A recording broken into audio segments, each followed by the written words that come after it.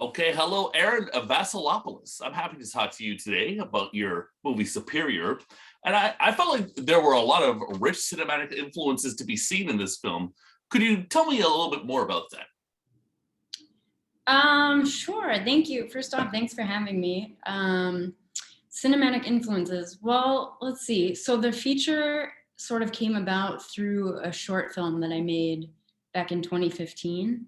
So stylistically, the feature is sort of a continuation of the short. It takes place 6 years later with the same twin sister characters, and the same leads play the twins in the feature as the short. So stylistically, the biggest thing we were thinking about in terms of design for the feature was sort of continuing the world that we had started to create in the short film. And yeah, the short was also like highly stylized and not specifically period, but had sort of a anytime, any place kind of feel, and also mixed genres in a similar way. Like we were mixing drama and some horror elements. So yeah, that was the biggest jumping off point, was sort of thinking about how to expand the short into a feature. But yeah, I mean, I have so many influences. It's hard to like list them off. And I Yeah, feel for like in a sure. lot of ways I've internalized Hmm. a lot of things, but my DP and I are constantly sharing references and images, and we were actually looking at a lot of photography leading up to the shoot, and also talking a lot about color. Obviously, there's a lot of color in the film. Um, I got sort of a 90s David Lynch vibe. yeah, definitely, I'm inspired by David Lynch. Yeah, there've been a lot of comparisons. Like since the movie has been playing festivals, it's been De Palma has been mentioned, and Almodovar, which is interesting. So yeah, definitely a lot of different influences. Although it is interesting, like consciously, I'm sometimes not thinking of like Almodovar. I'm a fan for sure, and that's like so flattering. But I definitely wasn't thinking about that with this film. I wasn't thinking about his movies. So, but yeah, definitely David Lynch.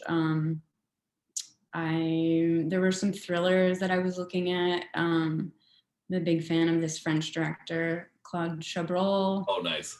and like was watching The Butcher leading up Yeah, to this, and there's like some subtle nods to that in the movie. And I mean, I'm a big Jim Jarmusch fan. yeah. Kaurismäki, my DP and I are often looking at his films just in terms of camera work and like color, lighting. Um, but yeah, so many. It's like once I start to list them, then I'm like forgetting Right. so many others. But yeah. Cool. Well, I thought that was interesting what you just said, that the short is another story. It's the same characters, but it's another story. So it's not just like you didn't just expand the short to make a feature. You did something a little bit No. different. Yeah. Yeah. I always I feel like a short is such a different form from a feature that I never really considered stretching a short into a feature. And after we made the short, I didn't have any plan to make a feature related to it. Like several years went by, and then but I had stayed close with Ani and Ale, who played the leads, and our DP on the short also ended up shooting the feature. We were in film school together at NYU at the time. But what I became interested in, and I ended up co-writing the feature also with one of the twins, Alessandra Mesa. But what we became interested in was actually like embracing that jump in time and thinking about like, well, what if we sort of fill in the backstory of what happened between the short and the feature, and yeah, we found that really exciting, that the short became kind of like a prologue. That's pretty interesting. I've never heard of that happening before. Is Yeah. there Are there other? I've seen you've done other short films. Would you give them a similar treatment in the future? I don't know. That's a good question. I haven't thought about that. Mhm. Interesting question. Something to We dwell on, maybe. we have like briefly talked about at some point maybe continuing with these twins. I don't know if that would happen, but just because we like working together so much, but Mhm. maybe we do something entirely different. But I haven't thought about doing that with another short, but Well, I'm here to possibly. help. I'm open to it. Yeah. Yeah. Okay. Did you shoot Superior on film?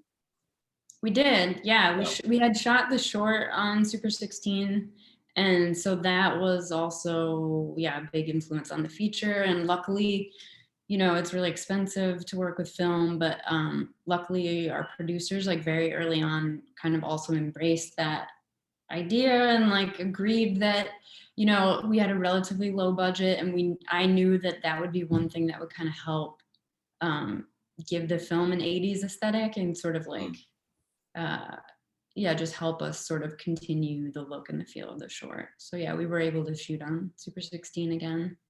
Well, Um, yeah, so I would love to learn more about the art that you were consuming to get the look of this picture. yeah. It was a lot. So it was a lot of prep and like, I mean, a lot of location scouting. Mm. That was a big part of the look of the film. Was like, again, because I knew we wouldn't be able to just like build sets or like completely create sets because of our budget. I spent a lot of time in upstate New York looking for locations that already had some interesting quality, like a lot of production design, and also had sort of a dated feel. So like the bar that shows up twice in there's a couple bars, but the one with like the floral wallpaper and like the crazy colors, like that, we actually barely even touched. It just looked like it. I found it that way, and just kind of immediately latched onto that as a really interesting location. So yeah, locations were big. And then in terms of like design, we were looking at like William Eggleston photography. There's a French photographer that I really love named Lise Sarfati that Mm. the DP and I were looking at a lot of her images. She shot a lot of series with like women sort of alone in cityscapes, and there's Mm. like it's kind of like middle America, but there's always something a little bit, there's like always tension in her Mm. photographs. Like it always feels like the women are like in danger somehow, even though that's not anywhere in the frame. So we were looking at some of her photography and yeah, talking a lot about color with our costume designer and production designer. Um, Red is obviously a very big color in the film, and it's a color that I'm just like drawn to pretty much always. Just feel like it looks great on camera. Like I love the way red shows up on film. Um, and in terms of the sort of the narrative arc of the film, I talked a lot with our costume designer about Marion like being in red from the very first frame, and that sort of signifying danger, but also sort of marking her as sort of like a strong, bold character. And then she sort of brings that color into Vivian's world, so that as the film progresses, Vivian starts wearing more red. And in the end, they're sort of both in that color together when Vivian like sort of fully steps into Marion's shoes. Um, so yeah, lots of talks about visuals and color and design. Sounds like it. Stylized film. I like that. Do you like the red shoes? I love it. Yeah. Yeah. See, that's another one I always forget to mention. I'm always thinking of like thrillers, but yeah, I love the red shoes. I love movies. Mostly I love movies that are very stylized and that do sort of like transport you to a world for a couple hours. So yeah, Yeah, I same love. here. It's my vibe. Cool. Yeah. Yeah. Nice. So tell me about co-writing. What was that process like? Yeah, it was interesting. I mean, yeah, again, it was actually Alessandra approached me. She had been, since we made the short, when we made the short, she and her sister Ani were both studying acting at NYU, which is how I met them. And then since making the short, she started to write a little bit more, and she had written a couple short films and a play. And we had all kept in touch and like supported each other's work in New York. And think in 2018, she reached out to me and just asked if I would want to get together and talk about co-writing something, not specifically related to Superior. But so we got together, and after about 20 minutes, we were like already outlining Superior.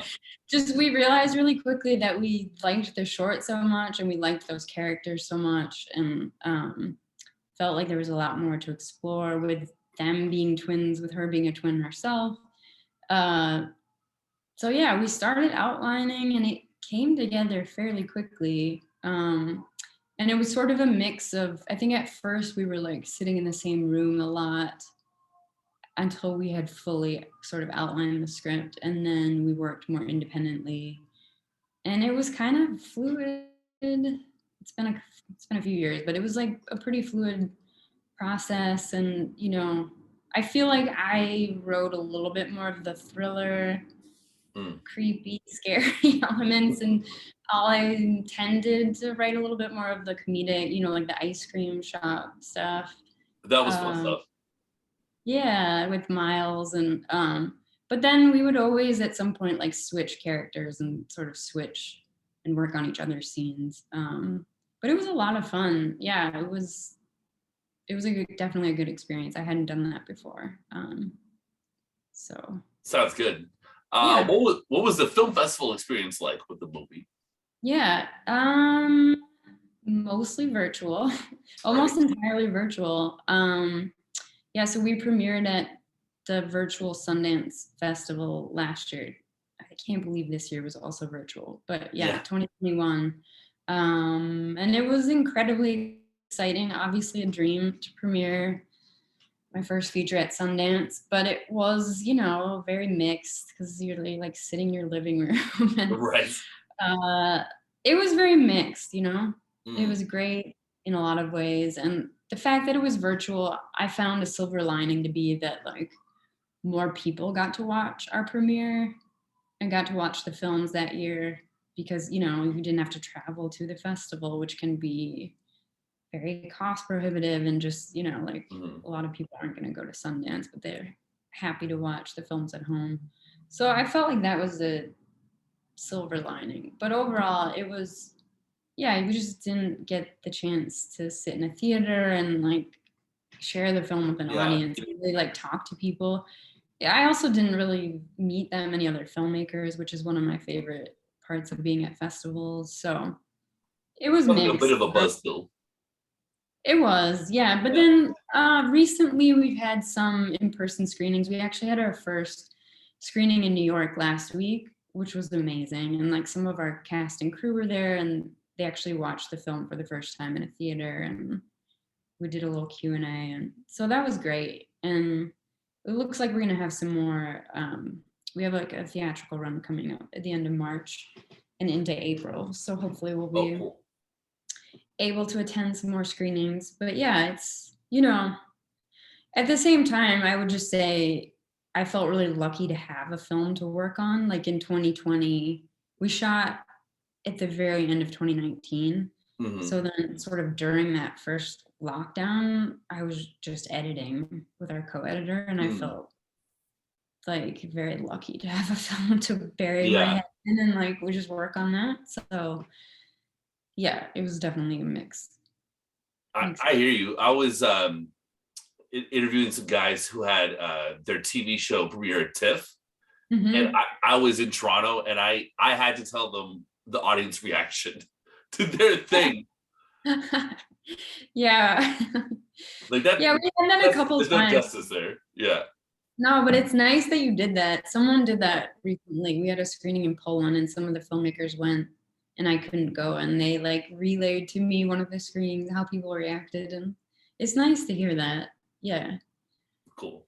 So did you enjoy shooting that music video for Parquet Courts? Yeah. What was the question? Did I enjoy it? Yeah. Did you enjoy shooting that?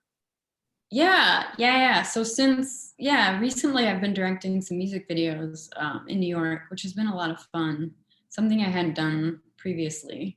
Yeah. And that one was fun. It was kind of a crazy shoot, to be honest, because I usually like write things that are very contained and like usually interior, and like we were out running around Coney Island and just sort of like running and gunning. Like it was fun, but Coney Island's also like just very chaotic. Yeah. And, like people didn't always appreciate us. It looks like some people are just reacting to what's going on around them. Yeah, and like some of the businesses were just, you know, it was like after about 20 minutes, someone would inevitably come out and be like, "You got to get this clown out of here!" Like it's cramping our style. Like, but yeah, it turned out, and yeah, I really love the actors that I worked with in that are great, and the band is great. So yeah, it was a lot of fun. They remind me of a band that I grew up with. Well, some of the members in Canada called Colorado. I don't know if you know them. With an H? Yeah. Colorado? No, I don't. I'll check them out. Are Somewhat. they still playing, or that's? They're still around. They're still doing their thing. Okay. Anyways, sort of anecdotal stuff. What was your road into the business? It was, I mean, I eventually went to film school, kind of the traditional route. I went to film school at NYU, the graduate program there. Nice. But yeah, it was kind of roundabout. Before that I had been teaching English in Madrid, and like I grew up in Minnesota. And yeah, I had always been really interested in film, but it took me a while to decide to try to make films. But then ultimately through film school is how I got started. Okay, so what is a piece of advice you can offer other filmmakers that you have learned from completing Superior? That's a good question. I think I would say it's always different. I feel like each project is so different. But on this project, I think one thing, yeah, it's like if you have people, I don't know, I just feel like a really good way. It's so hard to like jumpstart projects and get projects made. But in this case, a big reason we sort of got to make this thing is like I had worked with a few of the people in the past, and sort of it was about this sort of continuing the spirit of that collaboration.